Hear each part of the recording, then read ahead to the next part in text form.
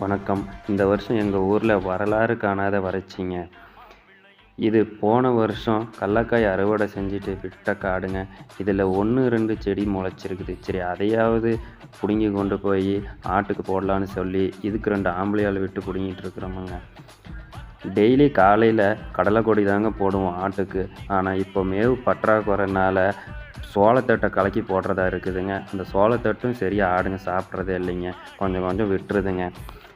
சரி, நம்மளுக்கு தான் இப்படி புலம்பல்னா நம்ம ஃபார்மில் வேலை செய்கிறவங்களோட புலம்பல் அதோட பெருசாக இருக்குதுங்க. இப்போ அவங்களுக்கெல்லாம் வீட்டுக்கு குடி தண்ணிக்கே ரொம்ப பிரச்சனையாக இருக்குது. வாங்க அவங்ககிட்டயே கேட்கலாம். நம்மளுக்கு 2 குடம் தண்ணி விடுறாங்க. போகிற 3 மணிக்கு 2 நாளைக்கு ஒரு விடுறாங்க. 2 குடம் தண்ணிங்க. துணி துவைக்கிறதுல நாங்கள் சாப்பாடு செய்யறது புருஷன் பொண்டாட்டி 2 பேர் இருக்கிறாங்க. என்னங்க பண்ணுறது? ஊரில் தண்ணியே இல்லைங்கிறாங்க. இதுதாங்க எங்கள் நிலைமை.